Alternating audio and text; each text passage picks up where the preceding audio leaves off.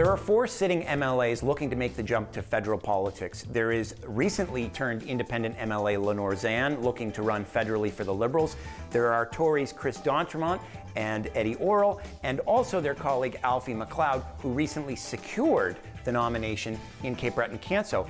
Thing is, they're supposed to retire as MLAs upon getting that nomination, but there's a little bit of ambiguity about when that actually happens. And that's because the provision in the House of Assembly Act that deals with this is so old. We're talking in the midst of time when the MLAs here were known as assemblymen, and the law stated that a seat would become vacant when an MLA causes, suffers, or permits himself to be nominated as a federal candidate, but that provision does not actually define when a candidate is nominated. Right, and so that leaves us with the federal rules, and the federal rules say that somebody is officially a nominated candidate once they're recognized by an Elections Canada returning officer.